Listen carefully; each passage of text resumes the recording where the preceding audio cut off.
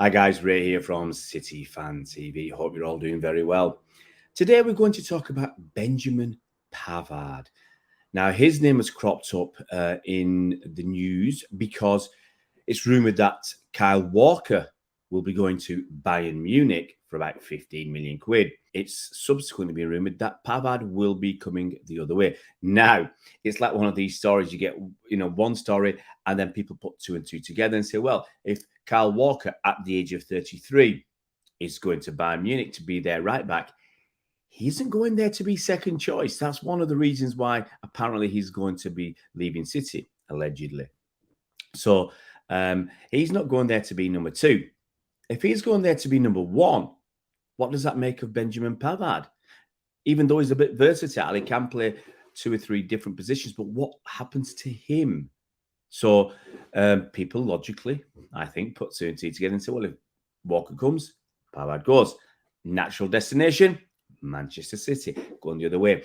Quickly, let's have a look at why Walker might want to leave and then look at Pavard and look at the differences a little bit in between the players. Now, Walker has had a great run at Manchester City. Fantastic. 6 seasons, 5 league titles, 4 League Cups, 2 FA Cups, Champions League. Hey, what's not to like? And this season coming, we've got so many trophies to aim for with the Super Cup, Club World Cup, and all the other trophies we won this last season, the treble.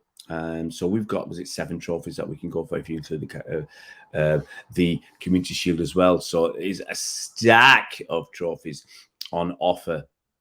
But Kyle Walker wasn't getting enough game time, I think, in his mind, in his opinion.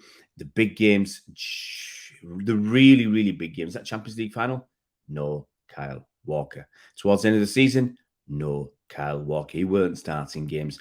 I think he played, 27, 28 games, something like that in the league last season. Only just over 42, just over 40 games for the whole season, where a top player would be playing I think, around 50, 51, 52, something like that. Yes, we potentially could have 66 games this season, but Walker was dug out a bit, actually, by Pep, and Pep wasn't, he tried to make light of it, kind of, but he said Walker isn't versatile. Walker can't play the position that Pep wants, and Pep is a developing, evolving manager. He's constantly changing. You've got to change, otherwise people catch you up or figure out what you're doing, find a way to defeat you. So he's changing, and we've got this inverted fullback, and we've seen this season alone John Stones play at right back and then move into midfield. We've seen Rico Lewis start at right back, play in midfield. We've seen Manuel Akanji, I think, start at right back as well, besides Kyle Walker. That's why Kyle hasn't had the game time he would like. I think in the Champions League, he's had something like 280 minutes. Well, we played over 1,000 minutes of Champions League football. So, where does that leave Kyle? He's 33, still got pace to burn. I think he says he's the fastest in the league, or you look at him, put the afterburners on, and he's certainly got speed to burn. But one thing about Walker, he needs that speed, because I said it before, he makes mistakes. He's in the wrong place, and without his speed and his physicality, he'd be an average defender. I believe it's his speed, his recovery speed, that gets him out from trouble, gets him out from mistakes he's made. So, if you didn't have that, what's he offering you? What's he offering? He's got experience and all that, and nice, but what is he offering you if he hasn't got that speed? It's 33. Eventually, it will go, and sometimes I think you see athletes say it's like a tap. It just disappears almost overnight, and you just lose that yard of pace, and people are just zooming past you. So that's the reasons why Walker would leave. Now, it's been said, let's talk about Pavard. Let's move on to Pavard. Let's look at some stats. Okay, now Pavard, he's 27, Walker's 33. That's reducing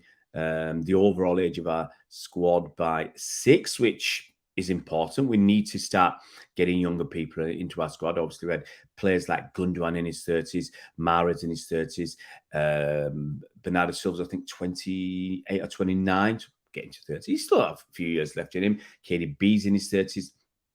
And some of the defenders I getting older Johnny Stones and Laporte and whatever. Okay, so I think it's important to reduce the age of our squad overall, or the average age of our squad overall.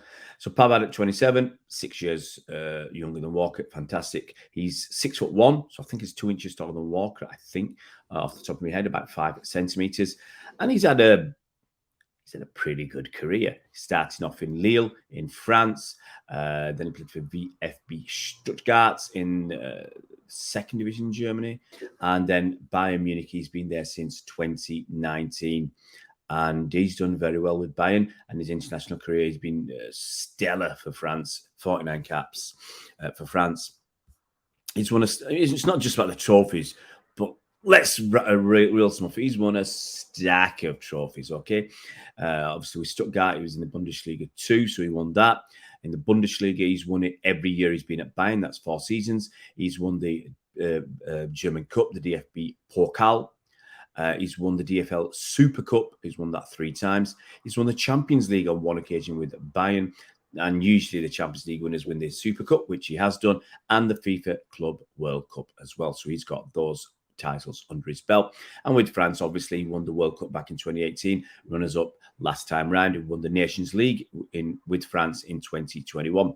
And as an individual, he's had a few accolades as well. He's won the FIFA World Cup Goal of the Tournament back in 2018. He was in the UEFA Champions League Breakthrough 11 in 2019, and he was in the Bundesliga Team of the Season 2020. Minor stuff. And he's been honoured in France as well. So his career is pretty decent. For Bayern, let's look at the league, okay?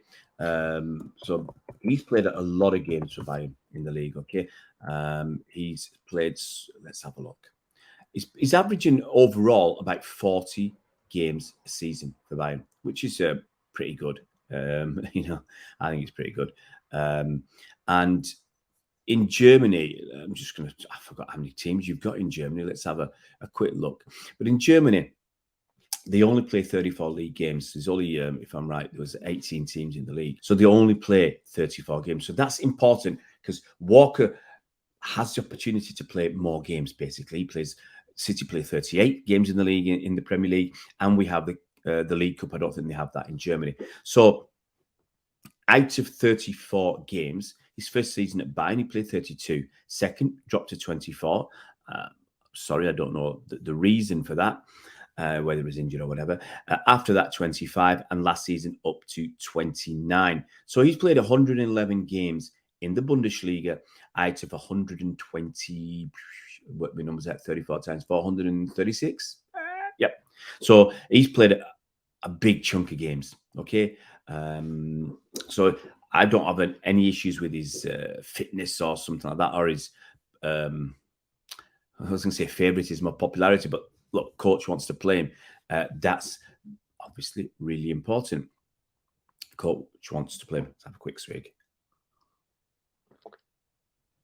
He's one of the first choice names on that team sheet. You would think so.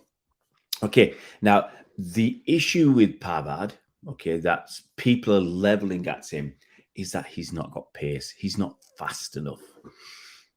And I don't think you can argue that he hasn't got tremendous pace when, obviously, compared with a normal player, let's say he's average. Compared to Walker, poles apart. But here's the thing.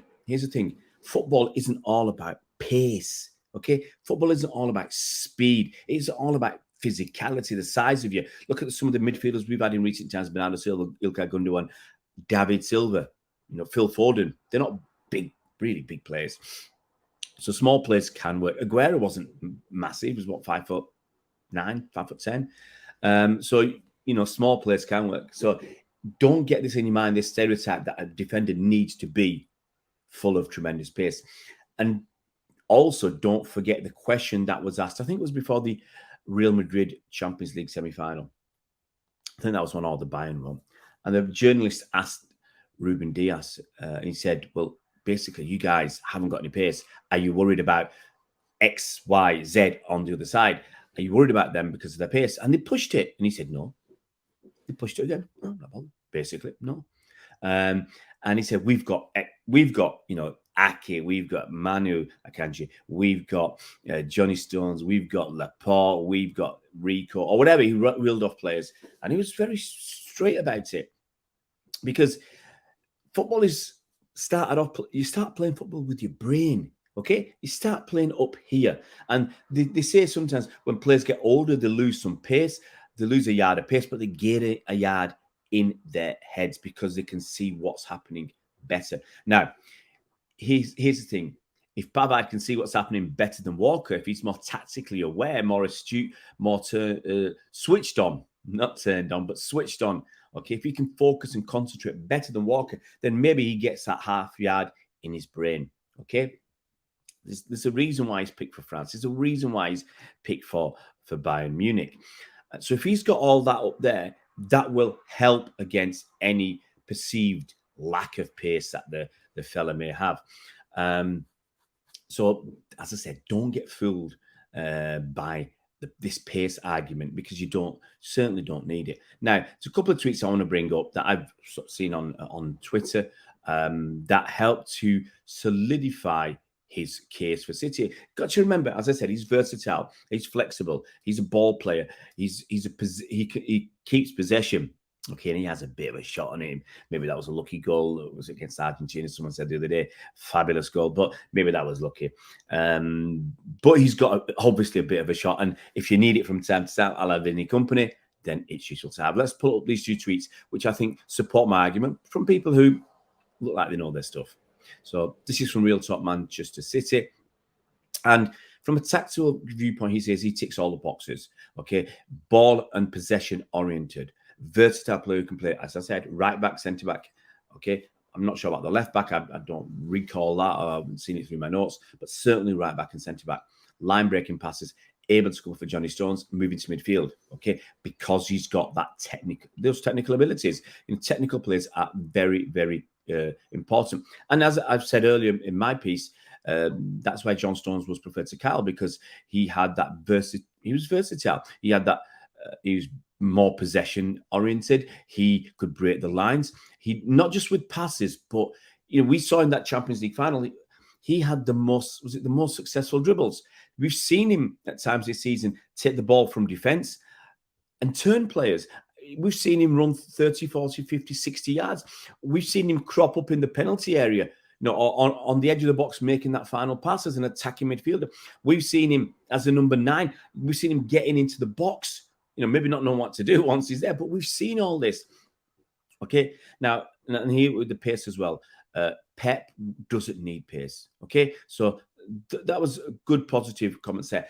And from an observer in Germany, let's pull these up, because people are having a slap at old Pavard. But this fella says, you look at his stats. If you're a stats-based person, let's look at some of these stats. Okay, he had the most in this particular game that he was slated for. He had the most defensive actions. Yeah, 18. That's a lot. Most touches, 135. Doesn't it sound like a Pep player? 135 touches. Most completed passes with 99. He had the most touches, 135. Most completed passes, at 99, with a pass accuracy of 92%. Okay. Finally, I get there, and won 10 out of 12 of his duels. Okay, so he's a blooming good player, and I would have him at City. Now, what deal could be done? Because you would say Kyle Walker, even if Bayern prefer him to Pavard, they want him over Pavard. He's 33, Pavard's 27. Pavard's should be in his best years of his career. He should be at the top of his game, whereas Walker still at the high end, but in 2 years' time, Walker's off a cliff, I think, or he'll lose pace. Hey, look, maybe he can keep that pace. Yeah, maybe he's a Jimmy Anderson. He can play till he's 40 at a top level, and he loses a little bit of pace, gains a little bit of pace. But it's Kyle Walker we're talking about. I don't think he's going to gain too much up here. I'm not having a pop, just having a little bit of banter. So that 6 years counts for something. Now, if the deal was Pavard comes to City, Walker goes to Bayern, and £15 million changes hands, City paying Bayern, I'm all for that. That's a cracking deal in my book. Walker, what do you think Walker's worth at 33? Forget that he's only got, was it whatever, 1 or 2 years in his contract. I say Walker's worth at least 30 to 40 million quid. If Jordan Henderson's worth 10 to 15, Walker's worth 30 to 40 because he's still at the top of his game. He's still got plenty of pace. He's still, would grace any Premier League team, any Bundesliga team. So I'd say 30 million at least. What's Pavard worth?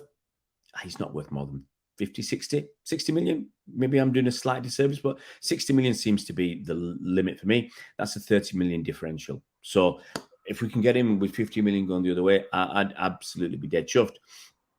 And as I've said already, I think he can fit into Pep's system. Okay, he's as I said, versatile, right back, centre back.